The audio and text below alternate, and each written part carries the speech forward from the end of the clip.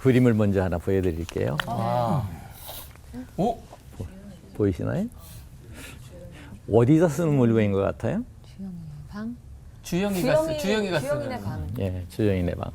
제가 그러니까 지금부터 한 10여 년 전, 예, 목회할 때죠. 현장에 있을 때죠.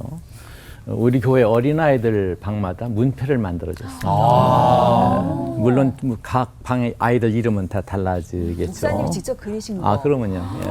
돈도 받으셨어요? 돈은 못 받았어요. 지금 주머니가 비었습니다. 이 아래에 보면 말씀이 그 신명기 32장 13절 말씀인데요. 예쁘다. 여호와께서 그가 여기 써 있기는 땅의 높은 곳을 타고 다니게 하시며 하는 말씀인데 이런 비슷한 말씀이 신명기 33장에도 나오고 이사야서에도 나오고 내 발을 사슴 같게 하사 했던 사박국서에도 나오는 말씀입니다. 난 이 의미를 땅의 높은 곳을 타고 다닌다. 모두가 우러러볼 만한 존재가 된다 하는 의미로 이해를 했습니다. 참고로 이 주영이라는 아이는 제가 이걸 그 방에다 붙여주었을 때가 아마 초등학교 4학년쯤 되는데 지금 미국에서 학교도 졸업하고 지금은 그 미국 기업에 취직을 해서 열심히 일하고 있는 그런 청년입니다. 아직 결혼은 하지 않았습니다. 혹시 중매할 줄 알았는지 말씀드렸습니다. 여기 중에 여기 한 명 있습니다. 네. 아마 어쩌면 지금도 그 방에 붙어 있는 줄 알고 있어요. 제가 몇 년 전에 갔을 때 그 방 앞에 이게 붙어 있어서 그걸 사진 찍어 와서 그대로 지금 집에서 어젯밤 아주 고생스럽게 그린 것이죠.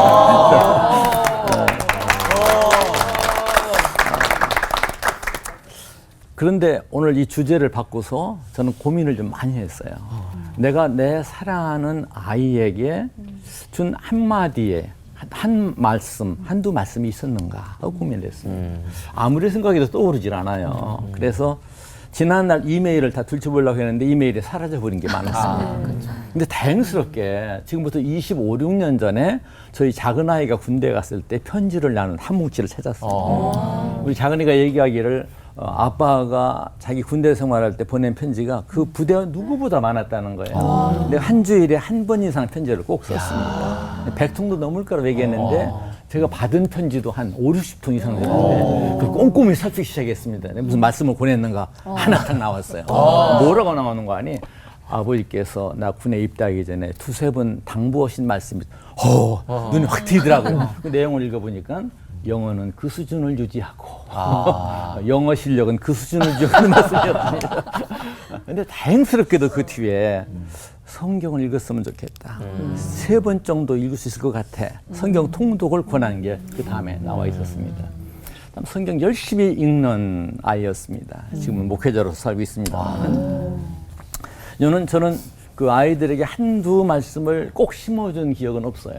하지만 생활 속에서의 말씀을 무던히도 강조를 했고 그 큰아이가 초등학교 저학년 시절 조금 전에 말씀드렸던 작은아이가 초등학교에 들어가기 전에 저는 그때 1977년에 어린이 교회 이 5자 교파 이름도 없어요. 어린이 5자 이름으로 교회를 개척하고 어린이 목회를 했던 사람입니다. 그러니까 어차피 생활 속에서 아이들에게 항상 말씀 가운데 살도록 하는 것은 너무도 자연스러운 일 중에 하나였습니다.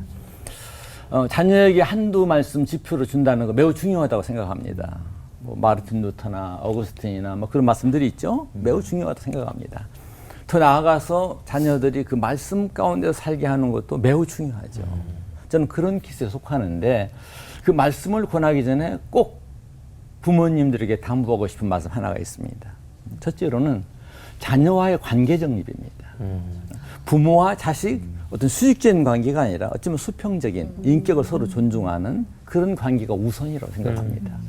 강제로 말씀을 밀어넣기 전에 먼저 관계 정립을 하라는 얘기입니다. 아이를 이해하고 인정해주고 격려해주고 이게 더 필요합니다. 아까 말씀드렸죠? 저는 저 아이들하고 편지를 무던히도 나눴고 이메일도 무던히 많이 나눴습니다. 대화를 많이 하면 내 친구입니다. 또 한 가지는 더 중요한 것은 엄마 아빠가 그대로 살아야지 돼요. 그게 본이 되는 겁니다. 먼저 살지 않냐면 그 말씀은 아무런 힘이 없어요. 그냥 말씀일 뿐입니다. 아무쪼록 힘 있는 말씀이 되기 위해서 그렇게 사셔야 될 줄 압니다. 여기서 가정예배 얘기를 좀 하려고 하는 것은 오늘 주제와는 좀 떨어진 것 같습니다만은 저는 두 아이에게 말씀 안에 삶을 사는데 가정예배가 결정적인 역할을 했다. 그렇게 생각을 해요. 난 저희 아이가 어렸을 때 두 아이가 앞에 앉아서 가정예배 드릴 때 모습이 잊혀지질 않아요. 특히 작은 애는요, 성경을 읽게 할 때는 걔가 좀 초등학교 들어가기 전부터 한글을 읽어댔는데 천재인데. 걔가 읽는 성경에는 꼭 예수가 아니라 예수님이에요. 그런데 나중에 내가 봤습니다. 예 성경책에는 임자가 들어있나? 그 잊혀지질 않습니다. 그렇다고 해서 제가 가정예배를 매일 드렸는데 그러지 않습니다. 그렇게 권하지도 않았고요. 목사니까 가정예배 해야죠. 어느 때는 매일 합니다. 어느 때는 잃어버려요. 어느 때는 한 석 달도 잃어 그냥 넘어갈 때 있어요. 그래서 아참 가정예배 해야죠. 그렇게 드렸습니다. 저는 거기다 덧붙여 얘기합니다. 어느 부모가 매일 정한 시간에 가정예배 꼭 나와야 돼. 그런 부모도 봤어요. 그 자녀들 나중에 교회도 안 다니더라고요. 그런 강압적인 것은 별로 바람직하지 못합니다. 가장 중요한 것은 젊은이들을 내 것으로 만들어서는 안 돼요. 내 자녀도 내 것이 아닙니다. 하나님께서 맡기신 자녀일 뿐입니다. 시편에 이런 말씀이 있더군요. 주의 말씀은 내 발의 등이요 내 길의 빛이니라 하는 말씀이 나온 19편 9절입니다. 젊은이가 어떻게 해야 그 인생을 깨끗하게 할 수 있겠습니까? 주의 말씀을 지키는 길, 그 길뿐입니다. 마땅히 행할 길을 아이에게 가르치라. 잠언서 말씀이죠? 네. 그러면 늙어도 그것을 떠나지 않으리라. 항상 말씀을 사시고 그리고 내가 사는 바 그 말씀을 사랑하는 자녀들에게도 나누는 간증하는 그런 부모가 되었으면 참 좋겠습니다. 네. 기도합니다. 하나님 아버지 자녀를 허락하시고 저희들 품에 있게 하셔서 감사합니다. 어느 때는 아픔이요 괴로움입니다. 그런 자녀는 기쁨 중에 기쁨입니다. 내 것으로 내 소유로 알아서 양육하는 것이 아니라 아버지의 뜻을 세워 잘 양육하는 부모들이 되게 하옵소서. 예수님의 이름으로 기도합니다. 아멘.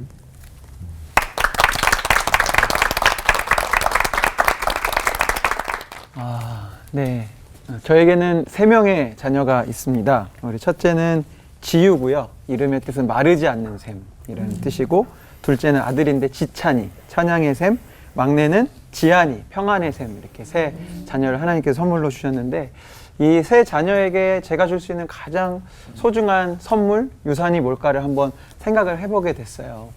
근데 아이들에게는, 지금의 아이들에게는 저와 함께 노는 시간을 가장 좋은 선물이라고 여길 것 같아요. 오늘도 방송에 오기 전에 잠깐 집에 들려서 뭔가 이렇게 챙기려고 잠깐 들어갔는데 아이들이 제가 퇴근을 한 줄 알고 너무 기쁘게 아빠 벌써 왔어요? 미안해 아빠 또 나가야 되는데 왜 또 나가요? 이렇게 하는데 그 모습이 참 감사하기도 하고 또 둘째 이제 아들이 조금씩 더 커가면서 아빠인 저는 놀아주는 시간이 너무 재밌습니다. 보고 싶은 영화도 같이 보고 게임도 같이 하고 너무 즐거운데 딸들은 점점 어려워집니다. 인형을 갖고 어떻게 놀아야 될지 잘 모르겠고 어쨌든 아이들은 무엇보다도 저와 함께하는 시간을 제일 소중히 여기는 것 같은데 그래서 가만히 고민했습니다. 정말 같이 보내주는 시간이 가장 큰 선물일까? 근데 고민 끝에 저도 언젠가 되면 아이들을 떠나는 상황이 될 것이고 또 아이들이 또 크면 또 저희 품을 떠나게 되겠죠. 다 잘 아시겠지만 아마도 아이들에게 가장 소중한 선물은 하나님의 말씀이 아닐까 싶어요. 그래서 저희 세 아이들이 용돈을 벌 수 있는 방법을 제가 이렇게 좀 정했거든요. 그래서 이를테면 이런 겁니다. 심부름을 하면 500원 그리고 밥을 잘 먹으면 300원. 저희 아이들이 밥을 진짜 안 먹거든요. 밥 잘 먹으면 300원. 근데 제일 단가가 높은 게 뭐냐면 제가 그 달의 말씀을 이렇게 프린트해 오거든요. 그 달의 말씀을 암송하면 2,000원 줍니다. 아이들 엄청 늘 기대해요. 이번 달 말씀이 뭐냐. 줄이 며칠이냐 굉장히 중요해요. 조금 말씀이 길면 아이들의 표정이 좀 어두워집니다만 가장 용돈을 많이 벌 수 있는 방법이 말씀을 외우는 걸로 저는 이렇게 좀 유인을 하고 있는데 그만큼 하나님의 말씀이 굉장히 중요하고 아이들에겐 가장 소중한 선물이 될 거라고 생각하기 때문이죠. 참 많은 말씀을 몇 해 동안 아이들에게 이렇게 암송을 시켰고 오늘 이제 메시지를 위해서 어떤 말씀을 정말 그래도 많은 말씀 중에 한 가지 말씀을 맡긴다면 어떤 걸 우리 아이들에게 가르쳐 줄까 고민했는데 베드로전서 5장 7절이 생각났습니다. 너희 염려를 다 주께 맡기라. 이는 그가 너희를 돌보심이라. 왜냐하면 우리가 다 잘 아시다시피 우리의 인생에 염려가 없는 삶은 불가능하잖아요. 문제 없는 삶은 불가능한데 제 삶에 있어서 물론 제 짧은 삶을 살았지만 제 삶에서 이렇게 어려움의 시간을 이렇게 지나는 그 시간들이 있었습니다. 2013년, 2014년이었는데 그때 하고 있던 모든 사역들, 계획했던 일들이 잘 되어지지 않고 아버지는 말기암 판정을 받으시기도 하고 가지고 있던 모든 재정들이나 이런 것들이 바닥이 나고 또 함께하는 동역자들께 떠나가는 그런 광야 같은 시간들을 보내게 될 때 제 마음속에 너무너무 힘든데 내가 그만둘 수 있는 일들만큼은 좀 정리를 해야 되겠다고 생각했어요. 그래서 그 당시에 나비워십팀이라는 이름으로 찬양사역팀을 만들고 함께 주중 찬양사역을 했는데 그때 제 교만이었죠. 이제 내가 만든 모임이니까 이것만큼이라도 좀 이제 그만둬야 되겠다라고 생각을 해서 그 팀을 시작했던 그 리더십 청년 둘을 만나서 제가 이제 이렇게 나눴죠. 어렵게. 이제 더 이상은 너무 힘들고 어렵고 미안한 얘기인데 잘 모이지도 않고 하니 우리 이제 이 모임을 그만두고 우리 팀을 좀 이렇게 해산했으면 좋겠다라고 얘기를 했는데 오히려 그 청년들이 목사처럼 얘기를 해주는 거예요. 목사님, 우리가 이 모임 시작할 때 한 사람이라도 예배하면 이 자리를 지킨다고 했는데 이거 포기하면 안 됩니다. 목사님 지금 5년 동안 해왔는데 그동안 인도하신 하나님을 우리가 인정하지 않는 겁니까? 막 이런 얘기를 하는데 굉장히 은혜로운 얘기잖아요. 회개하세요. 근데 이게 은혜가 되고 회개가 된 게 아니라 짜증이 난 거예요. 하나님께. 하나님, 제가 뭘 더 하겠다는 것도 아니고 제 뭐 야망을 갖고 더 뭘 하겠다는 것도 아니고 그만하겠다는데 왜 그것도 그만 못하게 하시냐는 생각이 불쑥 올라오면서 그때 교회 사무실에 되게 작은 사무실에 있었는데 그 사무실에 앉아서 원망도 많이 되고 눈물도 많이 됐어요. 그때 저희 팀이 어렵게 앨범 하나를 냈는데 그 앨범에 나의 주 나의 방패라는 노래가 있었어요. 나의 주 나의 방패 나의 하나님 나의 영원한 목자 되시네 이런 고백으로 앨범까지 만들었는데 가만 보니까 주님이 나의 힘이 아니고 주님이 나의 목자가 아니더라고요. 제가 그렇게 고민했던 이유는 내가 이 팀을 이끌어야 돼. 내가 이 팀을 책임져야 돼. 내가 이 가정을 책임져야 돼. 내가 이 가정의 목자야라고 생각하고 있었던 거더라고요. 그때 갑자기 이 찬양이 다시 한번 생각나면서 하나님 정말 제 삶을 당신께 맡기겠습니다. 정말 주님이 주님이 나의 힘이라고 고백했는데 주님이 모든 상황에 힘이 되어 주시옵소서라고 고백할 때 바로 베드로전서 5장 7절 말씀이 생각났어요. 너희 염려를 다 주께 맡기라. 이 맡기라라는 단어가 헬라어로 에피리토라는 단어인데요. 던져버리다라는 뜻을 갖고 있다고 해요. 그러니까 우리의 가진 모든 염려를 하나님 앞에 다 던지기로 마음을 먹고요. 제 머릿속 상상 속에 보자기 하나를 만들었습니다. 그래서 어려운 사역의 상황들, 아프신 아버지, 곧 홀로 되실 것 같은 어머니, 새 아이를 키워야 되는 우리 아내, 여러 가지 재정적인 어려움들, 모든 것들을 그 보자기 안에 넣으니까 느낌이지만 너무 무겁더라고요. 근데 그거를 하나님 앞에 정말 휙 올려드렸어요. 던져버렸어요. 근데 거짓말처럼 제 마음속에 평강과 깊은 이 안정감이 찾아오면서 그래요 하나님 하나님이 주인이신데 이 사역도 주님 뜻대로 될 것이고 우리 아이들의 주인도 하나님이신데 굶기시든 죽이시든 하나님 아버지께서 알아서 하실 거 믿습니다. 그러고 보니까 저도 하나님의 자녀더라고요. 저도 하나님이 책임지실 줄로 믿습니다라고 맡겼는데 보십시오. 저희 가정이 죽지 않고 이렇게 하나님 일을 간증하고 저희 아이들 잘 커서 지금 하나님의 사역을 잘 감당하고 있어요. 이 방송을 보시는 성도님들도 많은 문제와 어려움들, 가정에 여러 가지 큰 어려움이 있으시겠지만 성경이 우리에게 가르쳐줍니다. 염려는 하나님께 던져버리는 겁니다. 다시 가지고 오시는 게 아니라 던져버릴 수 있는, 하나님 앞에 모두 맡길 수 있는 우리 믿음의 가정들이 되었으면 좋겠고 무엇보다 우리 새 아이들이 그 신앙을 잃지 않았으면 참 좋겠습니다. 기도하겠습니다. 주님, 염려 많은 우리의 인생, 끝나지 않는 광야 같은 삶이 계속될 때에 우리의 몸과 마음이 지쳐 아무것도 할 수 없는 때가 있습니다. 내 힘으로 더 이상 해결할 수 없는 문제를 마주할 때가 있습니다. 아주 자주 있습니다. 주님, 그때마다 베드로전서 5장 7절을 기억합니다. 우리 염려를 다 주께 맡기오니 이 말씀의 약속대로 우리의 삶을 돌보아 주시옵소서. 주님은 우리의 아빠이십니다. 주님 손에, 그 능하신 손에 맡겨드립니다. 하나님 일하여 주시옵소서. 예수님의 이름으로 기도드립니다. 아멘.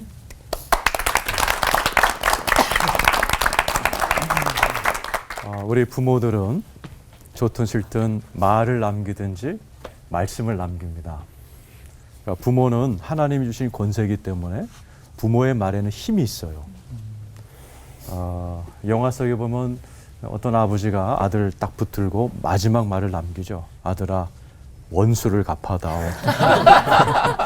그러면 이제 아들의 인생은 아버지 원수 갚느라고 다 끝나요. 근데 이제 영화 속뿐만 아니라 우리 역사 속에는 부모가 남긴 말 때문에 자녀들의 인생이 엉망이 된 경우가 참 많아요. 해밍웨이 다 아시죠? 노인과 바다. 그 어머니가 대표적입니다. 그 어머니는 아들 해밍웨이한테 해서는 안 될 말을 너무 많이 남겼어요. 제가 은행원이었기 때문에 아들한테 그렇게 했대. 해밍웨이 보고 어머니가 너는 내 은행이야. 내가 늙고 네가 돈 벌면 나 꼭 먹여 살려. 를 비롯해서 너무나 많은 상처를 준 거예요. 그러니까 부모의 그 역할을 못 보고 자란 해밍웨이는 소설가로서 성공했지만은 가정으로서 굉장히 불행한 가정을 이뤘습니다. 4번 이혼했고요. 69살의 나이에 권총으로 자살하죠. 그건 또 대를 이어서 그 아들 리차드 해밍웨이가 아버지랑 똑같이 4번 이혼합니다. 그 아버지가 죽은 69세의 나이에 자살합니다. 아이고. 우리가 어떤 말을 남기는가 참 중요하거든요. 그래서 저도 우리 자녀들에게 어떤 말을 남길 것인가. 제가 자주 남기는 말씀이 예수님이 마지막 남긴 유언의 말씀이에요. 사도행전 1장 8절. 오직 성령이 마시면 권능을 받고 예루살렘, 유대, 사마리아 땅끝에 이르러 증인이 되리라. 여기서 중요한 게 권능이라는 단어와 증인이라는 단어죠. 증인이라는 말은 너 보니까 하나님이 함께 하시는구나. 이 소리 듣는 사람을 증인이라고 그래요. 그러니까 성경의 주인공급 되는 사람은 다 이 말 들었습니다. 아브라함에게 아비멜렉이라는 왕과 비골이라는 장군이 와가지고 널 보니까 무엇을 하든지 하나님이 함께 계심이 내 눈에 분명히 보인다. 그 아들 이삭도 똑같이 그 말을 듣습니다. 야곱도 요셉도 바로 왕이 야, 너와 같이 하나님의 영에 충만한 자를 어디서 찾느냐. 이게 증인이거든요. 근데 이 증인은 자기의 힘과 의지로 안 됩니다. 그래서 오직 성령이 임하면 권능을 받고. 이 권능이란 말이 헬라어로 두나미스인데 이게 복합 언어입니다. 2가지 큰 뜻이 있어요. 하나는 영성, 하나님과 얼마나 친한가. 또 하나는 역량입니다.